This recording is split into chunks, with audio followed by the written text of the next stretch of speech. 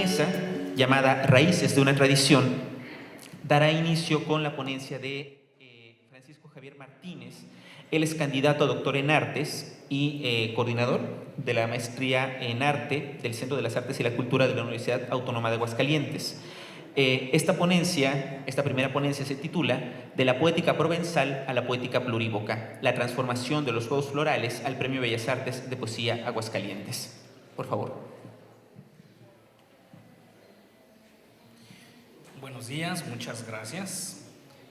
Bueno, pues antes que nada, gracias por la invitación y es un honor participar en esta ronda de trabajos académicos en torno a estos 50 años del Premio de Poesía Aguascalientes.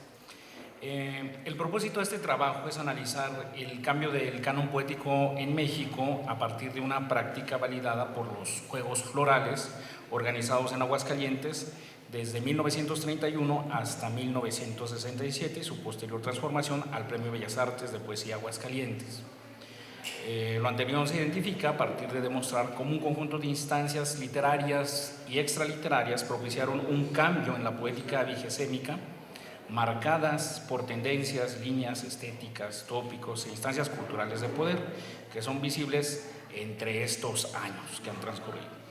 Al identificar las tradiciones y rupturas literarias y extraliterarias en el panorama cultural del país, este trabajo pretende contribuir a la complementación de la inacabada historia de esta literatura mexicana. Asimismo, este recorrido crítico permitirá reconocer que anteriormente al Premio de Poesía Aguascalientes ya se revelaban ciertos cambios en los procesos poéticos, principalmente en las obras de Rubén Bonifaz Nuño y en las de José Carlos Becerra, en donde aparece un planteamiento poético distinto que anunciará la multiplicidad de propuestas, algunas de ellas incluso opuestas, que le confirió vitalidad, un rumbo nuevo a la poesía mexicana, o al menos desde la perspectiva del Premio Nacional de Poesía. Los Juegos Florales se llevaron a cabo en 34 ocasiones entre 1931 y 1967, aunque suspendidos entre 1934 y hasta el 36. En este concurso se convocaba a los poetas para que presentaran un poema, un solo poema. El ganador obtenía la flor natural, realmente de oro, y en este contexto se celebraban los festejos de la Feria Nacional de San Marcos durante el mes de abril, en un halo que, si me permiten la palabra, parecería ya trasnochado para la época.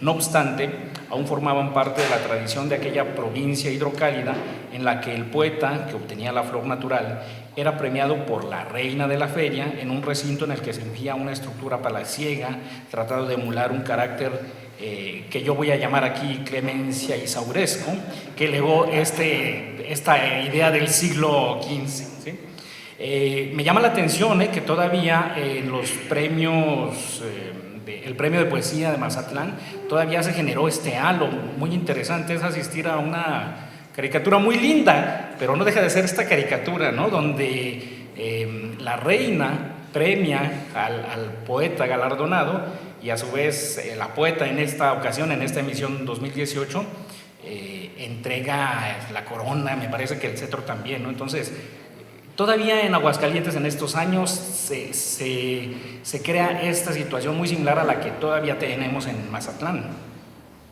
Los poemas no desentonaban de dicho halo. Se trataba de una poética, una pegada a esta poética aristotélica que en última instancia para las letras hispanoamericanas heredamos de Ignacio Luzán a partir de la obra La Poética o Reglas de la Poesía en general y de sus principales especies de 1789. Dos aspectos se deben tomar en cuenta en este particular caso. Si bien la poética de Luzán pertenece a una concepción de lo que debe ser la literatura correspondiente al, en estricto sentido cronológico, siglo XVIII, resulta totalmente aplicable a la idea que de literatura se tenía en Hispanoamérica durante los siglos XIX y XX. Por otra parte, esta misma perspectiva, que tuvo vigencia durante las dos centurias mencionadas, fue heredera de la poética horaciana, de la poética de Nicolás Boulou, concepciones literarias que permearon durante largos años, incluyendo algunas perspectivas muy específicas de la literatura vigesémica. Si hoy revisamos algunos periódicos hidrocálidos, todavía hay alguna sección, me parece, donde se muestra esta poética muy similar y muy cercana a aquello que se practicaba en los juegos florales. Prueba de ello es que la novelística y los productos líricos que algunos escritores católicos propiciaron entre 1900 y 1940 resultaron cercanos a esta poética. Y para el caso que nos atañe, los juegos florales llevados a cabo en Aguascalientes también a partir de 1931. De manera que estos juegos resultaron herederos de los moldes tradicionales que prácticamente toda la perspectiva literaria hispánica respetó durante un extenso tiempo.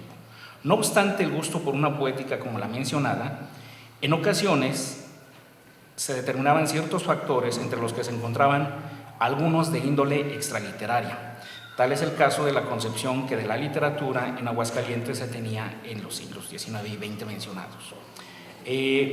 Abreviando un poco este asunto, reconozcamos que en Luzán y que en el caso particular de los juegos florales, esta poética que pretendía fundamentar la belleza en el carácter de utilidad y deleite podría sintetizarse en la recuperación de los tópicos como el locus amenus, el hombre dotado de una naturaleza benévola, el tópico de las letras que hacen al hombre mejor, así como la función civilizadora de la literatura en ciertas costumbres provincianas. Se retoma, por supuesto, el muy practicado tópico decimonónico de la influencia del clima en la creatividad del habitante, y sin embargo, a mi parecer, hay tres factores que hacen el rompimiento. El primero, algo que creo que me parece que le hace falta bastante difusión, es la llamada Cofradía del Petate.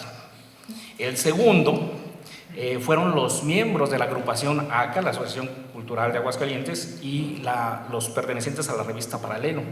Y por supuesto el tercer grupo, perteneciente a la renovación de estas voces poéticas que fueron acercándose al Premio de Poesía Aguascalientes. A ello habría que sumar los cambios políticos muy interesantes que se fraguaron a partir de estos años. Hay un primer periodo de 1920 a 1940 en el que influyeron la aparición de importantes impulsos artísticos y que cobijó el gobierno del Estado. Pero es hasta el final del gobierno de Olivares Santana que se marca un rumbo particularmente distinto en la política cultural. Se crea el patronato de la cultura aguascalentense. No fue ya esto una investidura ocasional, fue un decreto que apareció en el Diario Oficial el 20 de enero de 1965. Al finalizar justamente el gobierno de Olivares Santana, surge el Premio Nacional de Poesía. Estamos hablando de 1968. Según Juan Bañuelos, había una estrecha relación entre el surgimiento de la Casa de la Cultura, el impulso a la cultura de Olivares Santana y la desaparición de los juegos florales. Por otra parte, la continuidad de las tradiciones las forjaba el Estado con los todavía que se llevaban a cabo juegos florales, pero la ruptura la generaban aquellos grupos alternos que mencioné a nivel local, pero que fueron trascendiendo también hacia un nivel nacional. Surge un primer grupo confrontador de los juegos, la ya citada Cofradía del Petate. Fue una aportación a la cultura poética desde Aguascalientes, aunque muchos lo toman todavía a chunga esta asociación, ¿no? Significó una ruptura inicial con los juegos florales, conformada, entre otros, por algunos integrantes del Seminario de Cultura Mexicana, de la Sociedad Mexicana de Geografía y Estadística, pero también por organizadores de los Juegos Florales e incluso por algunos participantes que habían ganado los Juegos Florales anteriormente. Guillermo Fritzsche fue su inicial animador, quien reunía a sus allegados para hacer una parodia de los tradicionales Juegos Florales en un jacal con paredes de petate, de ahí el nombre que adquirieron. Estos Juegos Florales tenían reina, tenían jurado y por supuesto una ceremonia. La parte esencial de la parodia era la presentación de los poemas particulares. Renato Leduc recuerda, cito, un grupo de poetas locales que sesionaban para pitorrearse un poco de la cartonada solemnidad de los Juegos Florales oficiales. Por algún tiempo organizaban a su vez una velada literaria en la que se declamaban poemitas soeces, licenciosos, mal hablados y aretinescos que no carecían de gracia y excelente humor. Eran los Juegos Florales del Petate. Hasta ahí la cita. Aunque pudiera pensarse que poco influyeron, los Juegos Florales del Petate y su carácter sinalíptico generaron una manera distinta de pensar la producción poética a nivel local. No fue solo este ceremonial, tal como se indica aquí, creció al punto de generar su propia publicación, de transmitir los Juegos Florales por la radio local, y alguna vez personalidades como Agustín Yáñez o Julio Jiménez Rueda o incluso el mismo Salvador Gallardo Dávalos fungieron como jurado. Triunfadores de este certamen fueron, por poner algunos ejemplos, Carlos Pellicero, Antonio Castro Leal, el mismo Renato Leduc. Los Juegos Florales del Petate iniciaron en abril de 1944 y continuaron hasta 1951. En ese año ocurre algo singular. Se abandona el carácter carnavalesco que tiene esta cofradía y estos juegos y se regresa a la solemnidad de aquellos Juegos Florales oficiales, pero manteniendo los Juegos Florales como un apartado distinto. Esos Juegos Florales que tanto criticaron se llevaron a cabo en el Teatro Morelos. Asistieron el entonces gobernador, pero cofra de los petateros, Edmundo Gámez Orozco, ya ahora en su calidad de gobernador, y premiaron a Salvador Gallardo Dávalos con el poema Canción bajo la lluvia.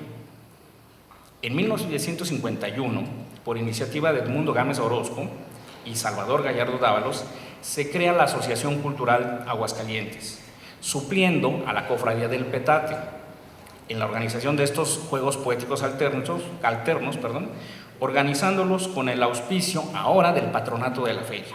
Entonces esto empieza a agarrar una nueva perspectiva y a oficializarse nuevamente. Esta idea que mencionamos constantemente en literatura de la ruptura y la continuidad, entonces se nota en esta tensión y adelgazamiento de algunas posturas, ¿no? Los grupos ACA y Paralelo fueron determinantes para criticar la vida cultural de Aguascalientes y, en consecuencia, impulsarla. Su carácter plurívoco les hacía ser una agrupación con independencia en relación a las posturas institucionalizadas. No está de más recordar que tenían como norma no discutir sino de cultura, prohibiendo los temas de política y religión.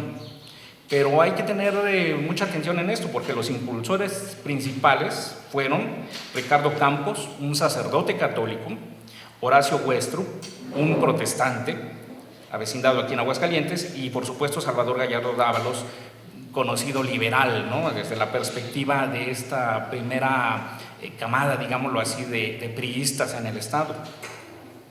Los acompañaban los inquietos jóvenes Víctor Sandoval y Salvador Gallardo Topete, hijo de Salvador Gallardo Dávalos, quienes sacudieron con sus críticas la pobreza cultural de Aguascalientes. Por ejemplo, en la revista Paralelo se criticó los Juegos Florales por considerarlos una práctica pueblerina en la que participaban pseudopoetas. Su crítica no se quedaba en lo local, se extendió al centralismo en la cultura de aquella época, también a la postura estética de Carlos Fuentes, así como a la de Octavio Paz, figuras ya en ese momento importantes para México. No obstante, listos estos jóvenes elogiaban al gobierno estatal. Víctor Sandoval, uno de esos jóvenes, fue insertándose en este ámbito y lo nombran gerente. La figura en ese momento era gerente de la Feria de San Marcos, todavía no tenía el carácter de nacional. Después fue delegado de turismo en Aguascalientes y secretario particular de Luis Ortega Douglas, el gobernador. Salvador Gallardo fue senador, miembro fundador del PRI y, por supuesto, presidente estatal primero de este partido. Es en este justo momento cuando los miembros de ACA, después convertidos ya en Paralelo, se suman al ámbito gubernamental y cuándo empieza a fraguarse una política cultural de grupo. La cercanía de poder posibilitó el desarrollo que permitió llevar el arte a la población de una manera más sistemática con la concreción de la Casa de la Cultura. Hay alguna entrevista a Víctor Sandoval que él defiende mucho este concepto de la Casa de la Cultura. Joven vanguardista, estaba muy cercano a las políticas culturales que se llevaban en Francia, particularmente de André Malraux, en ese momento ministro de Cultura de Charles de Gaulle, y promueve aquella idea que había hecho Malraux en Francia por las casas de la juventud y la cultura. De ahí que entonces la Casa de la Cultura se denomina aquí en Aguascalientes de esa forma. El activismo y la ideología del grupo encabezado por Víctor Sandoval y por Salvador Gallardo Dávalos representó para Aguascalientes el inicio de un proyecto cultural que en mucho es esto que ahora vivimos. Por otra parte, surgen nuevas voces que le dan otro aliento a los juegos florales. Tal es el caso, como mencionaba, de Rubén Bonifaz Nuño, José Carlos Becerra, y yo agregaría muy justamente al poeta hidrocálido Desiderio Macías Silva. Ya en la década de los 40, Bonifaz Nuño ocupa la forma más principal que se encuentra en los Juegos Florales. Gana en 3 ocasiones. En el 59, Víctor Sandoval muestra un tema innovador en la poética con Hombre de Soledad. Y en 1966, José Carlos Becerra, con Corona de Hierro, muestra una tendencia a aquellos poemas que yo llamo totalitarios. Se atreve Octavio Paz en alguna correspondencia a hablarle de una semejanza con La Muerte sin fin de Gorostiza o Piedra de Sol del mismo Octavio Paz. Los mantenedores también cambian. Tenemos nombres como José Rubén Romero, Salvador Azuela, Artemio del Valle Arizpe, Antonio Acevedo Escobedo, Mauricio Magdaleno, Francisco Monterde. Todo esto nos permite reconocer que esos juegos florales empiezan a tener otras características, muchas veces guiadas por la capital. Sin embargo, en ese mismo momento todavía hay una crítica de los mismos jóvenes organizadores. En 1970, Salvador Gallardo Dávalos escribe: caí en la trampa de los juegos florales, donde hubo verdaderos salteadores de caminos y avijeo de musas pastoriles, que con sus producciones plagiadas acudían a la velada. Y continúa: atacamos, no obstante, el centralismo cultural de los Juegos Florales por su cursilería pueblerina de reinas y cohetes, mantenedores, mantenidos, cobijándose siempre bajo el manto raído de Clemencia y Isaura, y poetas de ocasión cuando no profesionales del plagio y del soborno. Se llega a la decisión, al final, de que no debía premiarse un poema, sino un poemario, para evidenciar que el concursante fuera un talento realmente solvente. Los Juegos Florales no resultaron, no obstante a lo que pudiera pensarse, una práctica inútil, como muchos quisieron ver, pues propició esas voces que activaron la literatura, además de ser el primer esfuerzo por alcanzar los anhelos en un ámbito cultural en ese Aguascalientes añejo ya. Ya no es de mi incumbencia, pero sí quiero señalar las nuevas poéticas, como la de Juan Bañuelos, como todos los demás poetas que muchos de mis compañeros van a tratar con detalle, porque lo que en este momento se pide es esa transformación. Entonces, es lo que yo llamo no solo el ámbito pastoril desde la perspectiva estrictamente poética, sino también de esas prácticas que en mucho validaron las mismas poéticas de aquella usanza, hasta el tránsito de una postura mucho más solvente, compleja, que hoy vivimos en esta premiación del 2018, por decir algo. Muchas gracias.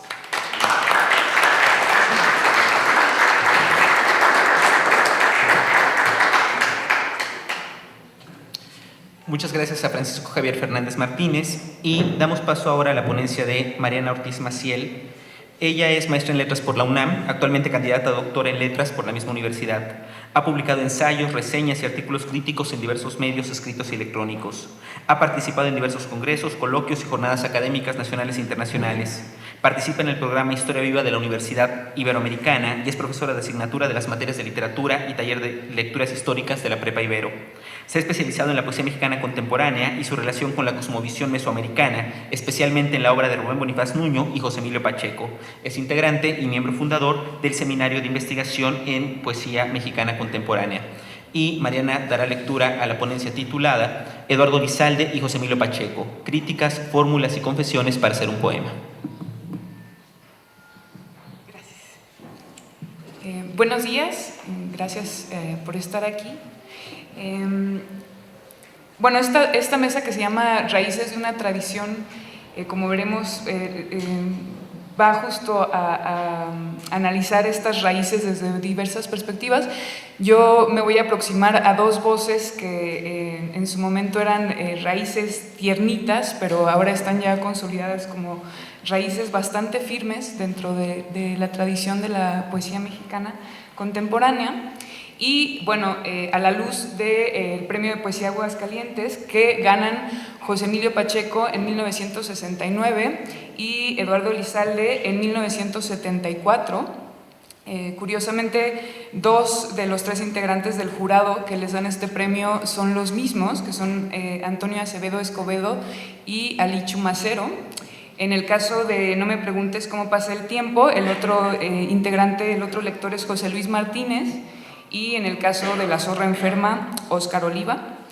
Y la idea de hacer una lectura de estos dos poemarios simultáneamente es evidenciar cómo hay muchas semejanzas entre ellos, sobre todo en una manera de entender la poesía y el acto de escribir poesía, y al poeta pues con mucho humor, un humor muy ácido, muchas veces un humor que llega a una oscuridad importante, y también pues como no solamente pues se queda en el ámbito del chiste, ¿no? sino de una crítica profunda que va a transformar y que va a tener secuelas importantes en la configuración de esta tradición. Entonces, bueno, No me preguntes cómo pasa el tiempo es justamente este libro de Pacheco, que es una especie de muestrario en el que ya se muestran cuáles van a ser los temas principales de su obra y muchos de los recursos poéticos característicos de su obra a partir de ese momento. Y es comprendido por muchos estudiosos de su obra como un libro que es parteaguas, ¿no? Un libro en el que se encuentran ya como los orígenes de su verdadera voz, y además un libro que va a tener una inmensa repercusión en la configuración del canon literario mexicano, como veremos más profundamente en la siguiente ponencia. Entonces, aunque este libro es así de importante para la obra de Pacheco y así de importante para la poesía mexicana, pues al hablar sobre el momento en que recibe el premio, José Emilio hace gala de su característica humildad, ¿no? Y dice que el premio lo ganó gracias, entre otras cosas, al buen corazón de sus posibles contrincantes. Voy a citar lo que dice Pacheco, dice: la recompensa era doble, la publicación en la serie Las dos orillas, iniciada con libros de nuestros ídolos, Luis Cernuda y Octavio Paz, y 15,000 pesos, poco más de $1,000. Recién llegado de Inglaterra a un México que transformaron el 68 y Tlatelolco, yo estaba en malas condiciones. Said y Becerra, que tenían libros terminados, decidieron no presentarlos para darme oportunidad de sobrevivir a 1969 con los 15,000 pesos del premio. Esto lo cuenta Pacheco en uno de sus inventarios. Por su parte, La zorra enferma está pensado y planteado también como un libro misceláneo, ¿no? una probadita de muchas cosas en la obra de Lizalde. No representa un parteaguas para la obra de Lizalde en el sentido que lo es No me preguntes cómo pasa el tiempo, y que podría ser comprendido cada cosa es Babel para la obra del propio Lizalde. Luis Ignacio Helguera hace alusión a esta transición entre El tigre en la casa y La zorra enferma. Dice: de la jaula del grave desencanto del tigre brota y escapa una zorra enferma de sarna, cinismo y desparpajo, más artera, astuta y escurridiza, si bien dotada de la misma amarga intemperancia y acidez espiritual. Hasta ahí la cita. Entonces, la distancia entre las palabras y las cosas, tema central de cada cosa es Babel, y entre las palabras y el odio, provoca la furia del poeta en El tigre en la casa, donde salen versos como: de pronto se quiere escribir versos que arranquen trozos de piel al que los lea. Sin embargo, en La zorra enferma, Lizalde dedica aún más malignidades, epigramas e incluso poemas a exhibir el fracaso de la escritura, pero lo hace desde un tono más reposado, desde una inteligencia hiriente que busca, sobre todo, poner a prueba la flexibilidad del lenguaje literario. Y es en este último punto donde me parece que su propuesta poética conecta más hondamente con la de Pacheco, que por su parte, en No me preguntes cómo pasa el tiempo, trabaja mucho con el tema de la incapacidad del lenguaje para hacer de un poema la mejor de sus versiones y la irrelevancia del autor. Este tipo estos temas se ven reflejados a través de diversos procedimientos y formas poéticas, como lectura de los cantares mexicanos, manuscrito de Tlatelolco, como en el poema Aceleración de la Historia, el poema El Centenario de Rubén Darío o el propio cancionero apócrifo de Julián Hernández y Fernando Tejada. Hay un poema dentro de No me preguntes cómo pasa el tiempo que evidencia, me parece de manera más clara que ningún otro, cuál es como la idea de Pacheco sobre escribir un poema, que es su crítica de la poesía, que dice así: he aquí la lluvia idéntica y su airada maleza, la sal, el mar deshecho. Se borra lo anterior, se escribe luego. Este convexo mar, sus migratorias y arraigadas costumbres, ya sirvió alguna vez para hacer 1000 poemas. La perra infecta, la sarnosa poesía, risible variedad de la neurosis, precio que algunos hombres pagan por no saber vivir. La eterna, la dulce, eterna, luminosa poesía. Quizá no es tiempo ahora, nuestra época nos dejó hablando solos. Entonces, esta crítica de la poesía de Pacheco para mí tiene como su equivalente de alguna manera en uno de los textos de La zorra enferma, que se llama Poema, y que dice: todo poema es su propio borrador. El poema es solo un gesto que revela lo que no alcanza a expresar. Los poemas de perfectísima factura, los más grandes, son exclusivamente un manotazo afortunado. Entonces, pensar en ambos casos al poema como un borrador o como un manotazo afortunado y no como la victoria solitaria del poeta, pues incita al escepticismo, a la autocrítica, al desencanto, de alguna manera, pero también libera al poema de ciertos deberes, como esconder sus costuras, acertar en los blancos de la originalidad o cambiar al mundo. La experimentación poética que interesa tanto a Pacheco como a Lizalde, me parece, es diametralmente distinta a la de una propuesta experimental como la de Blanco, que es un poema que se publica en 1967, y pensemos que estos libros son del 69 y del 74, o incluso a una voz tan congruente y sostenida como la de Bañuelos en este libro Espejo Humeante, que gana precisamente el Premio de Poesía Aguascalientes en 1968. El hecho de que tanto No me preguntes cómo pasa el tiempo como en La zorra enferma se recurra constantemente a la interacción con los epígrafes, los textos apócrifos, las imitaciones, las dedicatorias y las conversaciones es sumamente significativo en este sentido, ya que el poema es comprendido en ellos como un diálogo con la tradición, el producto de un mundo generacional que no busca decir al mundo por primera vez, sino decirlo precisamente aprovechando el empuje, las resonancias y los silencios hechos por otros, a la luz de un presente que necesita ciertos cortes y ciertas provocaciones por parte de la palabra escrita. En una entrevista realizada por Federico Campbell, Eduardo Lizalde, a quien por cierto me parece que le gustaba bastante más dar entrevistas que a José Emilio Pacheco, habla de construir la correspondencia entre un libro y su contexto cultural como la misión más importante y más compleja para el poeta. Cito lo que dice Lizalde: lo difícil para producir el libro adecuado al momento artístico que le pertenece es el enorme material literario que debe ayudar a comprender qué estilo, qué forma, qué actitud artística le corresponde. En otras palabras, el contexto cultural de un libro, su mar de fondo cultural, implica un trabajo más arduo que el de la propia redacción. Hasta ahí las palabras de Lizalde. Entonces, pensar cuáles son los años y cuál el país en el que están escribiendo tanto Pacheco como Lizalde ayuda a comprender pues cuál es el momento artístico al que responden con estas obras. Pensemos que Pacheco escribe los poemas que forman parte de No me preguntes cómo pasa el tiempo entre 1964 y 1968, un corte tajante.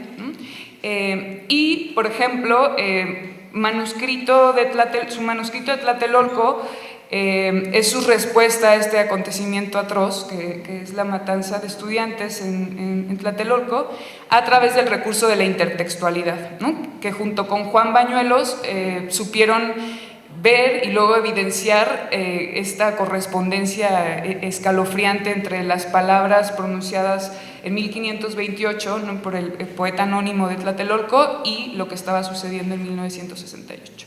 Entonces, de pronto nos podemos ir como con la finta, ¿no?, de que el carácter político de todo el libro tiene que ver con este acontecimiento, pero hay que pensar siempre que poemas como Alta Traición o Transparencia de los Enigmas se escriben antes, se escriben en 1966.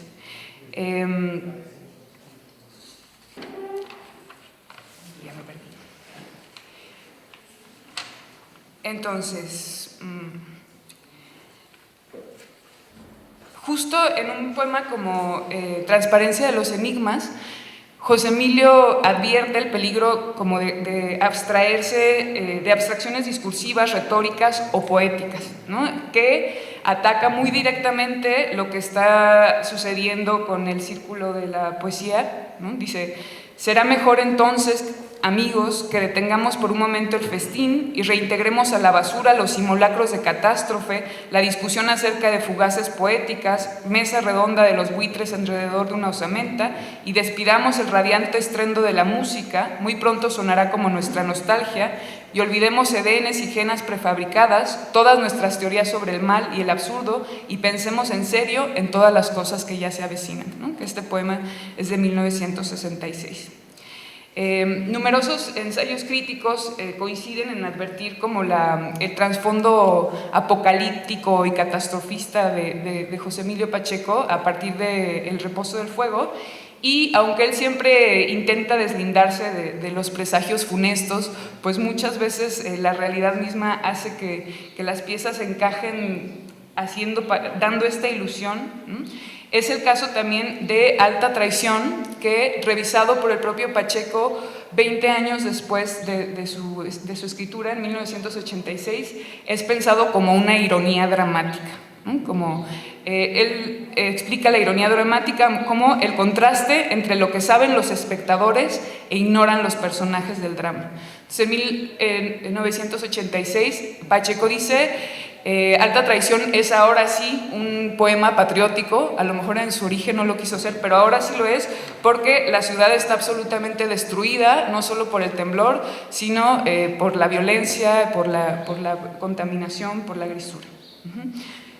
Mucho podría decirse sobre estos últimos 30 años y las proporciones de la ironía dramática, pero lo que interesa aquí es justamente cómo Lizalde y Pacheco responden con cierta idea sobre la poesía en esta transición justo compleja entre la década de los 60 y la de los 70, que en el caso de Pacheco, pues los primeros 3 versos de su Alta Traición, no amo a mi patria, su fulgor abstracto es inasible, articulan con toda calma esta verdad que desdice la piedra angular del nacionalismo mexicano. O sea, hace al parecer una cosa muy inocente, pero está echando abajo algo pues muy consolidado.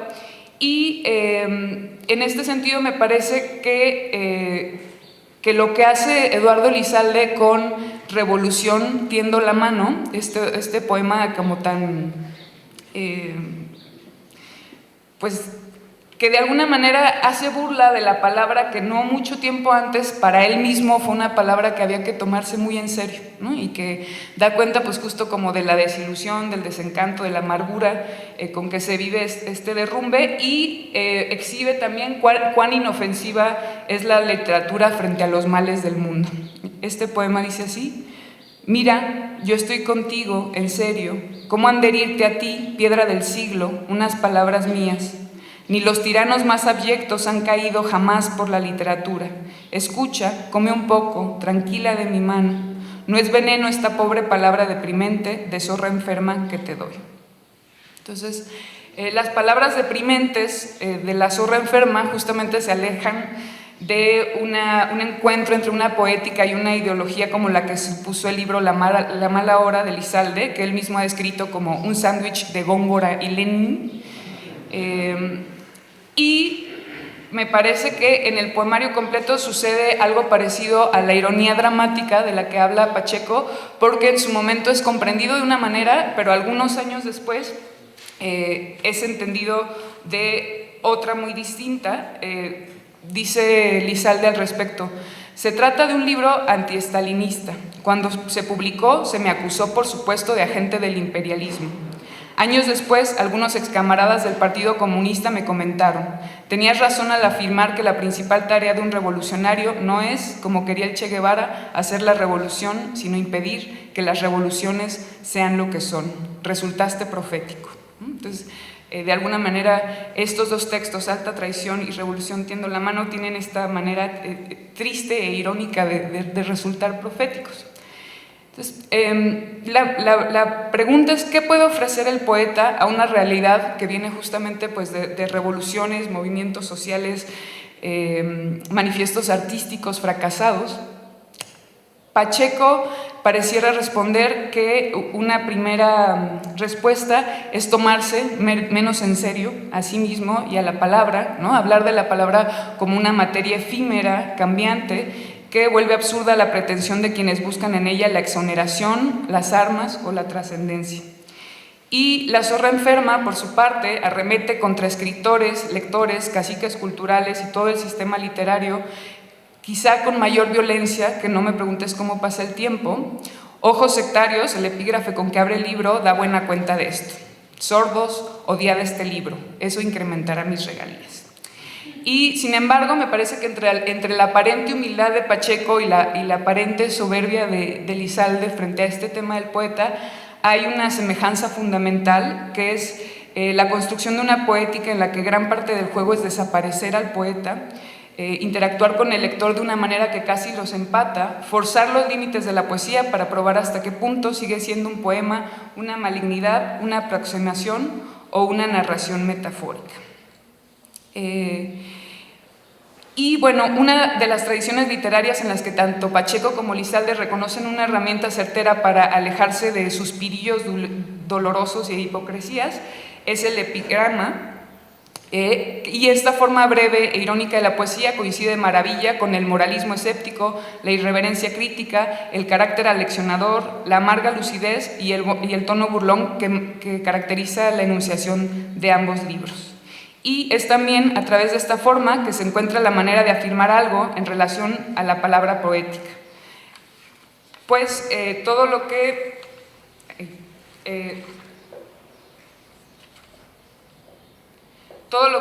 que se niega como una obligación o un poder de la poesía en estos poemarios, frente a eso, los poemarios se dedican a decir todo lo que la poesía no es, todo lo que la poesía no salva, todo lo que el poeta no puede, ¿no? Hay solo algunas sentencias, casi siempre dichas de manera epigramática, sobre lo que sí hay que decir, ¿no? Y como ejemplo tenemos la arte poética de Pacheco en boca de Julián Hernández, que dice: tenemos una sola cosa que describir, este mundo. Y Luz de Elizalde, que dice: digo luz, no hay otra cosa que decir acerca de la luz. Que me parece que en estos dos epigramas se puede ver muy claramente cuál es la semejanza entre estas apuestas poéticas. Y bueno, ya para finalizar, pensar No me preguntes cómo pasa el tiempo y La zorra enferma como libros que son escritos en años cercanos a obras poéticas que todavía creen en los poderes combativos de la palabra, ¿no? Como Ocupación de la palabra, el segundo libro de La espiga motinada, o una antología como Poesía en movimiento de 1966, que también se toma muy en serio a sí misma y a la tradición de la poesía mexicana, pues nos da una idea de cuál es el punto de fuga que proponen Pacheco y Elizalde con su poesía. Punto de fuga porque su escritura, que reintegra la poesía al círculo de lo mundano, de lo efímero, de lo inútil, y al poeta al círculo de los intérpretes, de los frustrados, de los inútiles, abre para las generaciones venideras una nueva vertiente poética. No me preguntes cómo pasa el tiempo y La zorra enferma, poemas que se burlan de la fama literaria, las antologías y las obras completas, no son libros marginales, infértiles o meramente aguafiestas. Son poemarios reconocidos al momento de su creación con el premio de poesía más prestigioso del país, hechos por poetas que varios años después, en la encuesta hecha por Letras Libres sobre los 10 mejores poetas vivos de México, pues van a obtener nada más ni nada menos que el primer y el segundo lugar, ¿no? Entonces, de esta manera, pues se abre aún más la ironía de estos dos hombres que, atacando como atacan la idea del poeta, pues se vuelven los poetas más afamados, consolidados y leídos del país. Muchas gracias.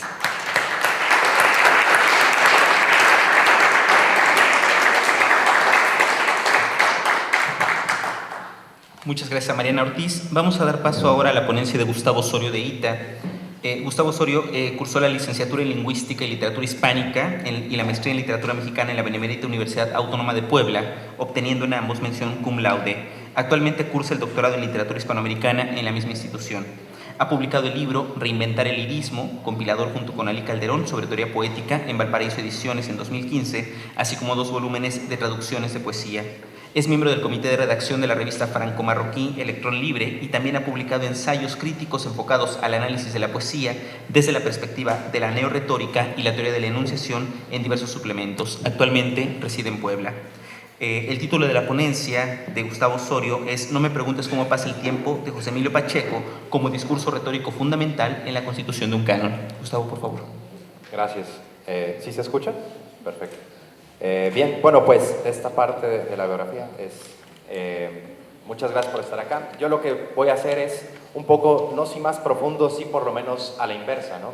Es decir, a partir de la teoría literaria, generar crítica literaria, que es algo que me gusta hacer, ir en contra, ¿no? Pero bueno, así va. Esta idea de la neorretórica, mejor se las cuento porque es un poco enredada. O bueno, ahorita que estaba leyendo lo que escribí, lo enredé todavía más.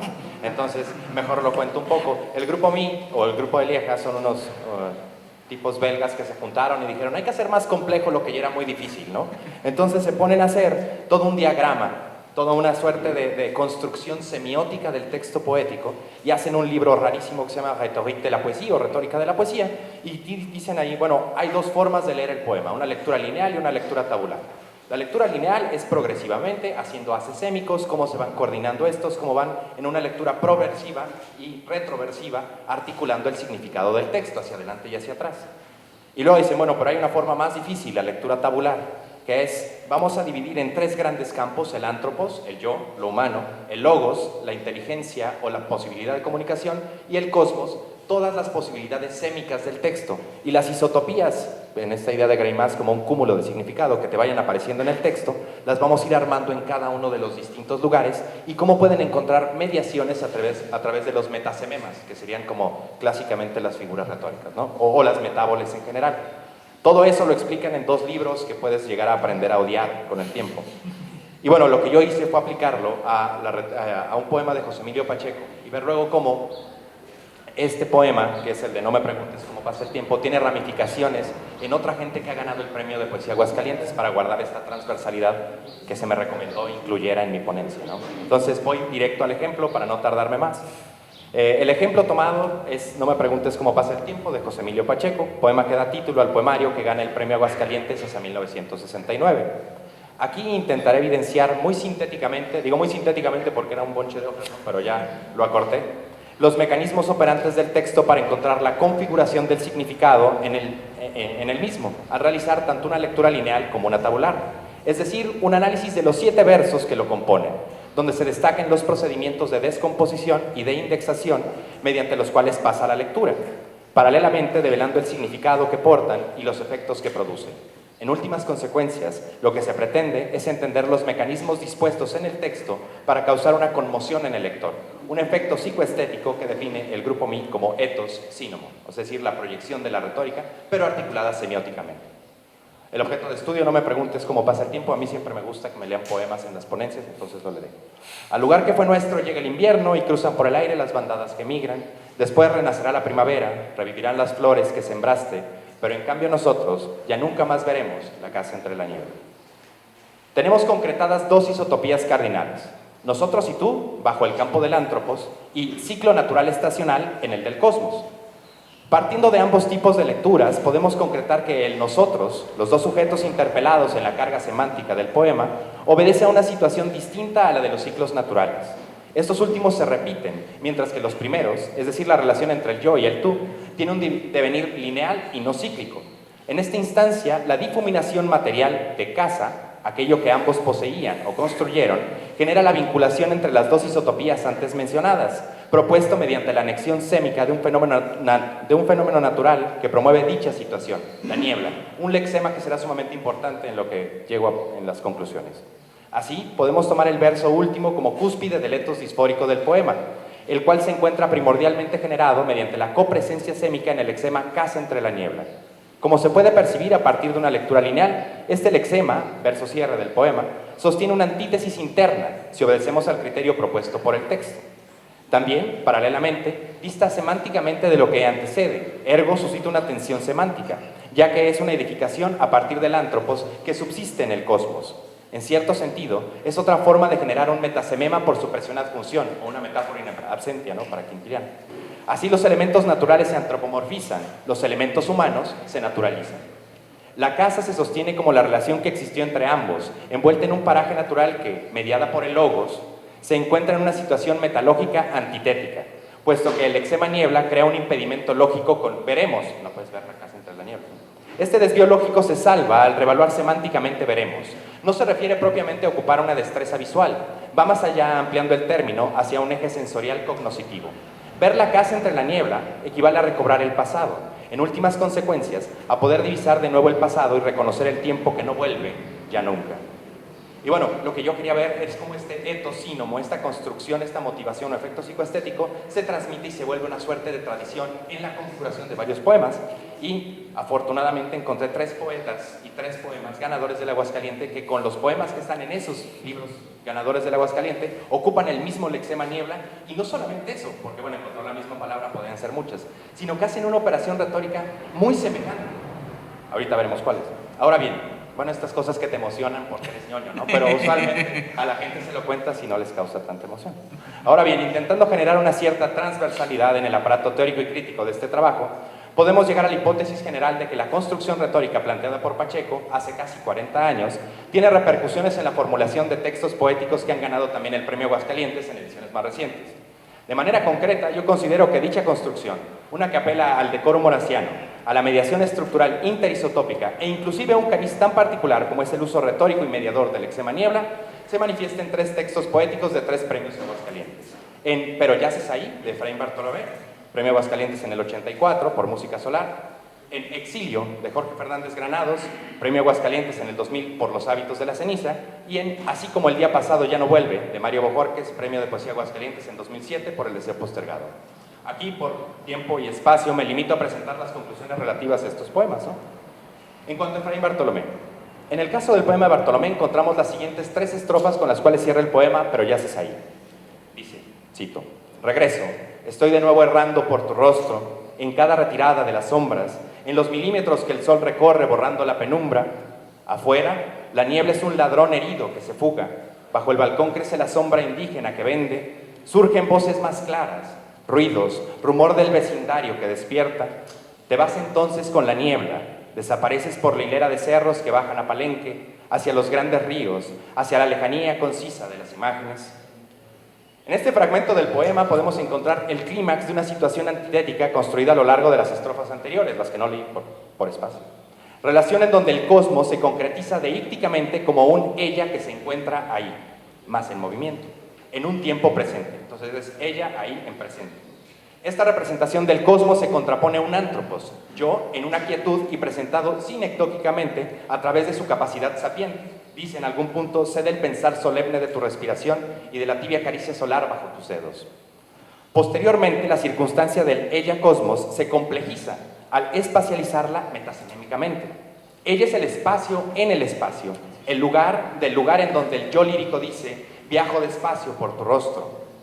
Dicha dimensionalización del tú, ella, cosmos, permite al yo lírico hacer un regreso, con el cual arranca la selección estrófica que he leído con antelación. Este retorno del ántropos al cosmos se vincula con la forma del etos disfórico de Pacheco, en tanto consigue mediar retóricamente un espacio como referente de una circunstancia del yo. Pero para conseguirlo y profundizar aún más sobre el etos disfórico, tiene que permitir también retóricamente la mediación de ambos espacios. Es decir, el ella cosmos y el afuera cosmos, el espacio general y universal con el espacio íntimo y personal, lo cual se consigue en la última estrofa y, curiosa, retóricamente, lo hace a través del elemento de la niebla, elemento mediador que vincula ambos espacios para llevarse los dos lejos del ántropos. Versa así: te vas con la niebla, desapareces por la hilera de cerros que bajan de Palenque. Es decir, desaparece el cosmos y desaparece ella, el espacio personal, el cuerpo que recorre y el lugar en donde los cuerpos se mueven sin cesar, desaparecen en y entre la niebla. Jorge Fernández Granados. Por otra parte, el poema Exilio de Fernández Granados se compone de los siguientes versos. Este es corto, lo podemos leer completo. Algún día estaré contigo donde un ala sea la errante evidencia del milagro, en una patria que el viento dispersó, una tierra que nos vio caer para olvidarnos. Algún día despertaremos ahí, a un lado de la luz, como los pájaros, tal vez viajeros en la niebla, con una rama de olivo entre los dedos, cansados de esperar, obedecer y morir, salvajes como el Dios de nuestra infancia. Algún día, cuando la maldición del tiempo se termine, tocará nuestra frente el agua del umbral perdido. Ese día estaremos de regreso. Aquí podemos advertir la construcción de un ántropos vinculado con el tiempo presente y en adversativo un ántropos nosotros que se encuentra en calidad de objeto del deseo y se afianza a un tiempo futuro. Las formas de ese nosotros se encuentran soportadas por isotopías que se indexan bajo elementos tanto del vuelo, de manera intratextual, como con vínculos extratextuales propios del repertorio bíblico, la paloma, el vuelo que sobrevive al diluvio. Pero no solo esto, sino que también en la lectura proversiva del texto, es decir, acumulativa semióticamente, se va constituyendo algo próximo a un mecanismo retórico de oposiciones sumamente tensas al vincularse con espacialidades y temporalidades. Por una parte, el ántropos yo vinculado con el cosmos hoy, ambos materializando un etos sínomo-disfórico, o sea, es triste el yo en el hoy. Por otra, un ántropos nosotros, indizado con un cosmos futuro que comporta un etos sínomo-eufórico. Cuando seremos felices. Entre ambas posibilidades, el soy y el seremos, queda la figura construida metasemémicamente, tal vez viajeros en la niebla, es decir, la niebla como configurador de la posibilidad de la indecibilidad. El futuro añorado, ansiado por el yo lírico, es un real imposible por su propio dictum, por la maldición del tiempo, que hace imposible que llegue ese algún día. El único reducto de esperanza, la única casa entre la niebla, es aquella que existe por la niebla misma, por el deslizamiento lógico, la antítesis, que hace posible retóricamente la constitución de un tiempo en un espacio, ese día donde estaremos de regreso. Mario Bojorquez. Finalmente, el poema, así como el día pasado ya no vuelve. Así como el día pasado ya no vuelve, no volverán en ti a urdir campanas de fiesta en campos florecidos, ni en tus manos dorará el trigo de las eras, ni blanqueará su nieve en tu molino, como si el universo se tuviera cerrado en una niebla espesa que te impide saber cuál es la grieta de la roca que habrá de ser la fuente donde bebas, como si el universo en contra tuya inyectara en el aire aquel veneno que dobla tus rodillas.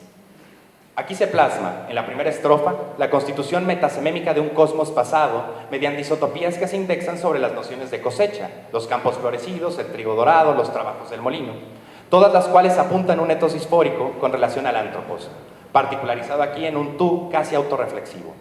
En un segundo momento se configura el cosmos presente, esta vez soportado por un otro régimen isotópico, el de la universalidad. Hacia la segunda estrofa, con como si el universo se tuviera cerrado, se amplifica la dimensión de la disforia, no solo proversivamente, sino también en el programa retórico tabular del poema. Hay aquí una construcción del ántropos tú secundario, uno que existe en tiempo pasado también, pero más próximo al presente, el cual es adversativo y plenamente disfórico al ántropos tú del inicio del poema, el del día pasado que ya no vuelve. Así se complementa la mediación del ántropos en el poema, una continuación disfórica sobre el sujeto que siempre se apuntala en un crescendo semiótico y estructural. La tensión capital del poema radica en la transición entre el pasado y el presente, en ese pero en cambio nosotros, de Pacheco que se vuelve en Bojorquez, pero en cambio yo mismo que he sido feliz, que he sido tú y que ahora somos otro. Ese tú que pasa en una niebla espesa que te impide, que se contrapone en un discurso a la degradación, la cual se sustenta no solo textualmente a través del programa proversivo, sino también a través de la mediación entre programas isotópicos, el crecimiento del dolor desde la euforia de la cosecha hacia la desolación universal, la lenta dosificación que siempre va más de aquel veneno que dobla tus rodillas. Y bueno, conclusiones muy puntuales, muy rápidas. A manera de mínima síntesis podemos recapitular lo siguiente. Pacheco inaugura una tradición desde el plano textual y retórico que se prolonga por casi 40 años, o tal vez más, ¿no? Con lo cual perfila una de las vertientes del cómo escribir poesía desde la contemporaneidad. Todos estos textos que he leído, que bueno, me enfoco en un solo texto porque es un análisis muy minucioso, tipo Roland Barthes, articulan un etos sínomo disfórico, pero de maneras distintas.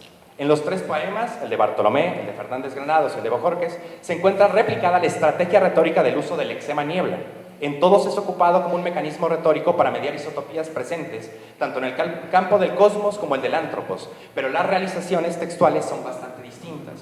En Bartolomé, la niebla permite la fusión del cosmos ella y el cosmos mundo, ambos alejándose y constituyendo así la disforia. En Fernández Granados, la niebla permite la indecibilidad e indeterminación entre las posibilidades realizativas de un ántropos yo y un ántropos nosotros. En Bojorquez, la niebla permite la transición del sujeto lírico entre dos isotopías y la degradación disfórica del mismo entre tiempos y espacios pasados y presentes. Así, los etos sínomo, la proyección afectiva, de los tres poetas retomados, apunta hacia un mismo cariz preestablecido por Pacheco. Sin embargo, recurren a proyecciones de elementos distintos y a conformaciones retóricas disímiles entre sí. Lo anterior podría considerarse como la perspectiva analítica y textual de una retórica que cambia, se disemina, evoluciona y encuentra nuevos registros y potencias poéticas en la poesía del Premio Aguascalientes. En suma, la poesía engendrando poesía. Gracias.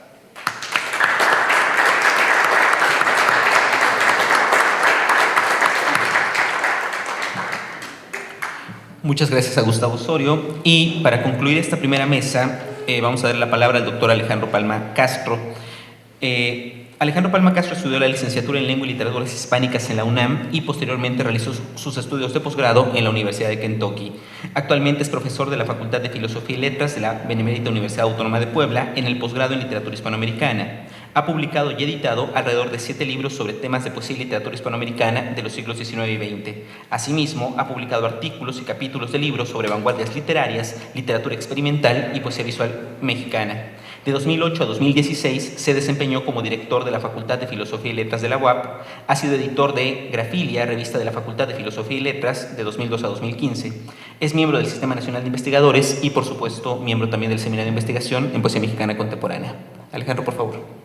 Muchas gracias. Muchas gracias. Voy a... este texto es como una deuda que...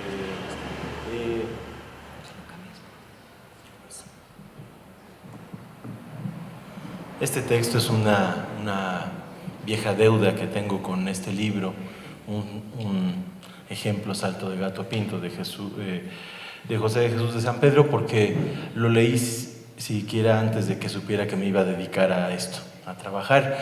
Y pues hay una diferencia importante entre lo que es la lectura de un joven que quiere ser poeta y que encuentra algo pero no sabe qué es en ese libro, a alguien que pues más o menos después de algunos años de dedicarse a esto, pues tiene un poco de idea sobre lo que puede ser una lectura.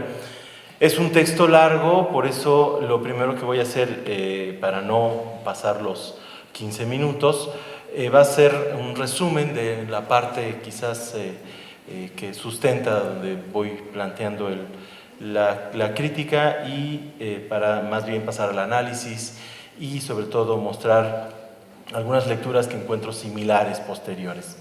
Entonces, pues bueno, lo primero es marcar la importancia de este libro. Es un joven, en ese entonces, San Pedro, de 25 años, que gana el premio, comparado con los poetas que habían ganado anteriormente, ninguno había sido tan joven. Es un libro que de alguna manera, gracias a esa visibilidad que logra con el premio, abre las puertas a una poesía que va a ser recurrente en la década de los 80, de los 90, incluso de este siglo, y que me amparo un poco en la propuesta de Bodio Escalante, cuando en este texto que tiene sobre la vanguardia blanca, pues aglutina una serie de poetas, no menciona a San Pedro, pero bueno, previamente Bodio Escalante ya había preparado una antología de la generación de los 50,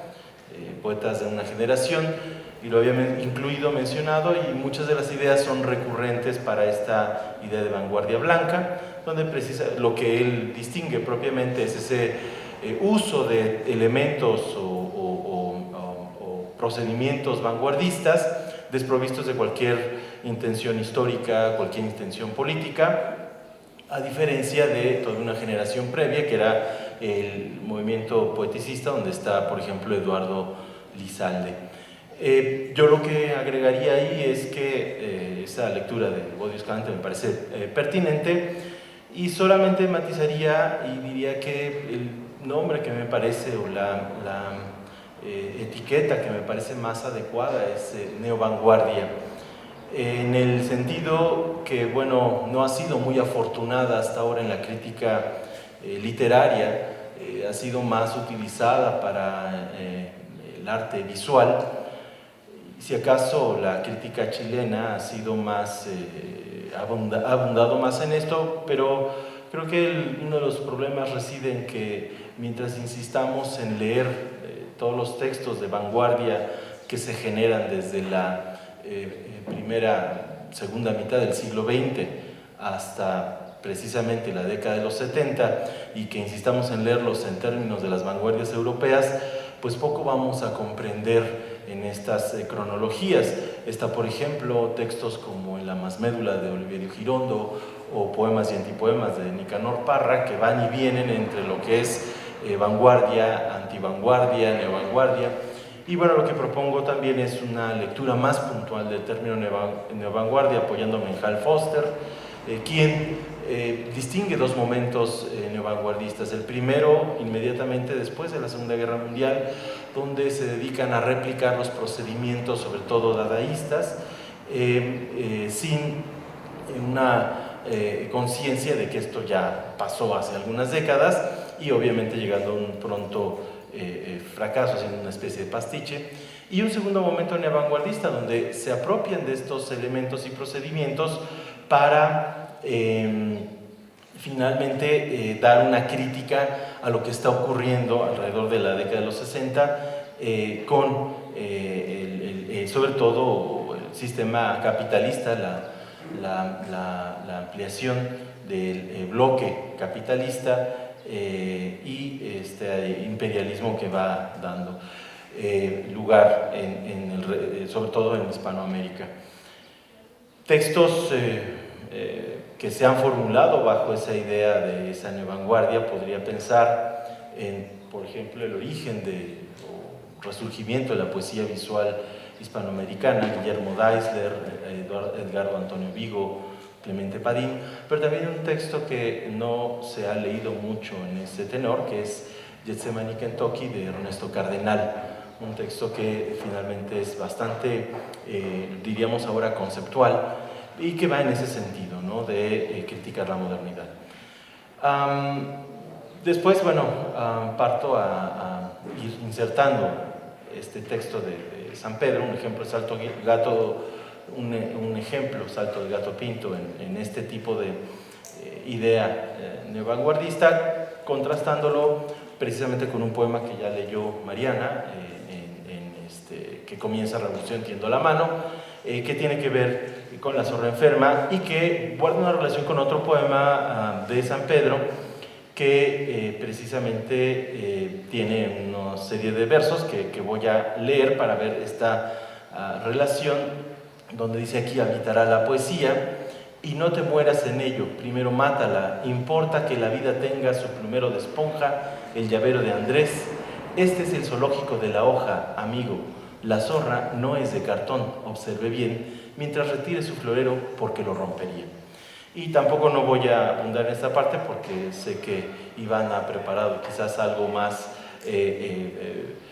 extenso. Simplemente decir, bueno, creo que hay un diálogo, no sé si voluntario o involuntario, con precisamente el texto que había ganado el premio Aguascalientes un año antes, de Eduardo Elizalde, y que, como dijo Mariana, presenta una visión desencantadora, y San Pedro pues trata de dar una revitalización a lo que es la poesía, el compromiso, visto desde otra perspectiva, que es esto, el uso de estos elementos y procedimientos vanguardistas para renovar y dar vitalidad. Entonces, ahora sí comienzo la lectura, ¿no?, de esta otra parte. En una poética como la de Un ejemplo, Salto de Gato Pinto, resulta difícil concebir la liquidación de la metáfora, comenzando por el mismo título que, como lectores racionales, nos compele a buscar una interpretación total y estable. Pero eso ha sido la fortuna en la mayoría de los poemas de San Pedro: permitir una interpretación abierta y hasta contrapuesta, que renueva la escritura poética al grado de pensar como Escalante en la subversión del lenguaje. Y el efecto para lograr dicha subversión creo que es la parodia. Hasta ahora, me parece que la lectura general de la poesía de San Pedro se ha dado desde una posición solemne y seria. Al menos así me parece el trabajo que realiza Fernando Fabio Sánchez, pues si bien atina a mostrar el proceso, no llega a contextualizar el humor que circunda su poesía y el cual convierte en trascendente el decir en sus textos. El mismo armado del libro resulta una parodia de lo que pudiera ser un texto conceptual y oscuro, pero que deja escapar el humor ante algunos absurdos que nos invitan a plantear la imposibilidad de interpretarlo todo. Ragtime, el texto en prosa que propone como un prefacio o toma de posición, reproduce un aviso clasificado de un periódico en Rosario, Argentina, donde se vende una lámpara de las conocidas como arañas. Y la primera oración dice: todo gato suele tirarse de la cola un buen rato y dar de lleno sin miramientos ocasionales de entusiasmo. Y luego viene la recreación del paisaje del poema Los Cólquicos, de Guillaume Apollinaire, todo mezclado en una narrativa donde intervienen Rimbaud, Marx, Freud, Descartes, Nerval, San Agustín, y en la cual se propone llevarnos a un sentido de algo que finalmente derive en la ambigüedad del texto y la poesía, como ya lo he citado líneas atrás. Entonces quiero proponer que un ejemplo, Salto de Gato Pinto, no solo se trata de retomar la vanguardia sin sus efectos históricos y políticos, sino de hacer parodia de lo racional y absoluto como medios utilizados por el capitalismo voraz para ejercer una represión sobre todo aquel discurso que muestre las inconsistencias y defectos de este modelo económico. Por lo tanto, San Pedro acude no tanto a las vanguardias como a ciertos elementos y procedimientos aprovechados por la literatura moderna y las vanguardias para realizar una parodia de lo que hasta ahora se considera poético o de la legitimidad de ciertos discursos ante los extremos del capitalismo de los 60 y 70. El primer procedimiento provendría de Guillaume Apollinaire en su poemario Alcoholes, de 1913. Además de usar como epígrafe un poema, Los Cólquicos, retoma el procedimiento de simultaneidad por el cual el poemario abriría el cubismo poético. Habrá que precisar que el procedimiento radica enunciativamente en incorporar un apóstrofe de súbito, algo que la poesía latina, como es el caso de Catulo, ya había explorado. La renovación de Apollinaire radica en actualizar el procedimiento a través de la incorporación de múltiples referencias, sobre todo populares, que al contacto con lo poético daban cuenta de un discurso experimental. En el poema de San Pedro, Belle Époque, se nota su uso a partir de referir la concepción de la novela Drácula de Bram Stoker como, y cito, un simple escribano de un historiador traumado. Termino la cita. El sujeto enunciativo del poema asume el rol de escribano, pero luego resulta el mismo Stoker cuando refiere, vuelvo a citar una parte del poema, fue 1857, yo pulía una vía láctea de mesita, propiedad de un juez. Cierro la cita. Y de pronto cambia a otro enunciador para decirle al personaje de la novela, vuelvo a citar, postrado de maligna peste, tu amor resistía una embestida de San Jorge. Terminó la cita. Este constante cambio entre enunciadores y alocutarios, sin mucha advertencia, logra el efecto de una simultaneidad presente en la Belle Époque de la modernidad. Para el final del poema es cuando el procedimiento se vuelve paródico. Y cito estos últimos 3 versos. Pronto tu amor sería otra mercancía. General Motors, General Electric, Kodak. El uso de marcas de automóvil, electrodomésticos y cámaras fotográficas no solo le da sentido al momento de la novela como una Belle Époque, sino que también alude al concepto de mercancía, reconsiderando lo que se supone un amor resistente transformado en un trasunto más del mercado de valores capitalista. Además de reutilizar una renovación de la simultaneidad enunciativa, San Pedro también ha aludido al gesto sintáctico de Apollinaire, quien evitó los signos de puntuación, buscando que las palabras mismas fueran marcando el ritmo en el poema. La mayoría de los versos en un ejemplo salto de Gato Pinto parten de una extensión del verso al versículo y hasta la prosa, mediados por espacios blancos, en muchas ocasiones en medio de la línea, que proponen pausas breves o en otros casos para partir el verso. Aquí anoto que Alejandro Higashi, en el texto de Crematística, ya nos ha demostrado a través de la lectura de los primeros, esta antología de los primeros años del Premio de Poesía Aguascalientes, cómo esta partición del verso ha sido un recurso constante y eficaz en la poesía mexicana. Morfológicamente acude a las funciones de palabras para asentar el ritmo del poema. Por ejemplo, pronombres y sustantivos usualmente detienen la frase, el verbo sirve de conector entre ideas y frases. Y cito un fragmento de un poema que más o menos ilustra esto que he dicho anteriormente. El poema se levanta de su sitio y baja y yo hablo, nadie. Si te asomas, pez chino de 3 colas tu mirada, tu hallazgo convierte la muerte en sal. Suena la tijera podadora del encanto, revelación. En tu pensamiento, partida de ajedrez. Termino la cita. Esto ha contribuido a que se conciba su lectura como una apropiación del surrealismo, y en realidad lo es, pero por otra vía. La de una vanguardia chilena de fines de la década de los 30, la cual editó la revista Mandrágora, siendo uno de sus editores, Enrique Gómez Correa, el primer traductor latinoamericano de Alcoholes de Apollinaire. Este tipo de puntuación y fluctuación de palabras en el verso es un efecto vanguardista de la modernidad literaria.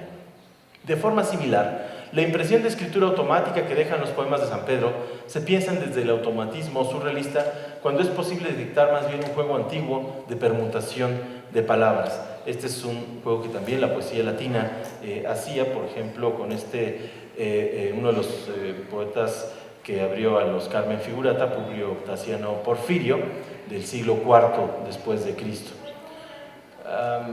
Este artificio se volvió vanguardista cuando el dadaísta Tristán Tzara incluyó el azar a través de su conocido poema manifiesto para hacer un poema dadaísta.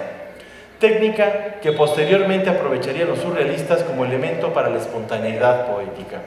Los poemas Fine 1 y Fine 2 hacen evidente dicho proceso, pues resultan un ejercicio especular donde el segundo poema comienza con las últimas palabras del primero y concluye con el inicio del otro. Están, para quienes no conocen el texto, Fine 1 abre de hecho el libro y termina la primera sección de dicho libro.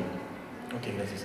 Se trata de un acomodo de palabras más allá del artificio y muestra la rigidez del lenguaje y su significado cuando se encuentra sometido por un discurso superior que articula su retórica. En este caso no importa el orden del poema, pues se seguirá leyendo como poema, reparando en una retórica que tiende al efecto artístico y no a la trascendencia que las palabras pudieran tener por sí mismas. Bueno, continúo hablando un poco de las elipsis, que también son usuales en este poema, tanto sintácticas, ¿no?, como también de sentido. Parece que son ideas inconexas y obviamente tiene que ver mucho con esta idea de crear un nuevo lenguaje poético capaz de salirse de esta lógica que ha venido apoyando, pues obviamente, el discurso occidental prácticamente desde la época latina. Y bueno, entonces parto nada más a mostrar algunas de las relaciones con otros poetas, diciendo, bueno, lo que ya había dicho, que a los 25 años resultó un libro bastante precoz, y que Evodio Escalante, un poco en esta antología, Poetas de una generación de 1950-1959, hablaba de estos poetas como tenían una suerte de conformación modélica, haciendo, y cito, usa la palabra, saqueos de diversas tradiciones y obras, y que en realidad no solamente era con su pasado inmediato, sino también con su escritura contemporánea. Ahí mismo, en esa nota introductoria a la antología, Evodio Escalante menciona a Ricardo Hernández, un poeta de Durango, como deudor de la poesía de San Pedro. Es lógico, José Jesús San Pedro, además de poeta, también ha sido un activo tallerista y editor, tallerista en varios puntos, sobre todo del norte de la República Mexicana, editor de esta legendaria ya revista Dos Filos, pero también de una serie de poesía, Praxis Dos Filos, que fue publicada en los 80, en los 90, y también una colección El Peso Luble en Premia, editora también coeditada entre la Universidad Autónoma de Zacatecas y la Universidad Autónoma de Puebla. De ellos destaco, bueno, obviamente Ricardo Hernández. Evodio Escalante incluye un poema que se llama Crisis, y este poema, que es una retahíla de asuntos que se enumeran caóticamente para reflejar un ambiente de crisis que se percibe en Occidente como resultado de un modelo económico, tiene también un tono irónico dado por el absurdo de tantas situaciones que aparentemente no tendrían relación alguna, pero que forman parte de una cadena simultánea de una crisis.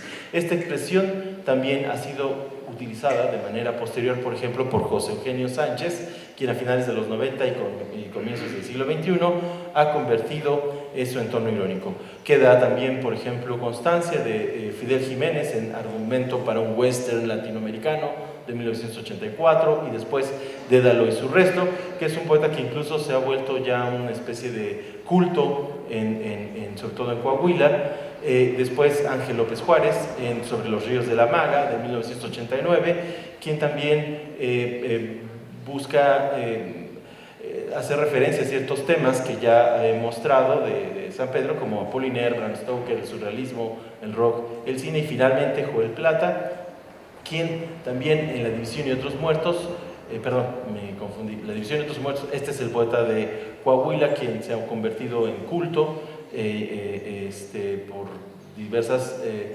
circunstancias, y que entonces lo han planteado. Entonces simplemente concluyo que este procedimiento de la ironía está planteado en la ambigüedad de siquiera concebir como poéticos los poemas ready-made de San Pedro, como la poesía mexicana de los 80, que encontró un tono por donde ir forjando una crítica social y política menos perecedera.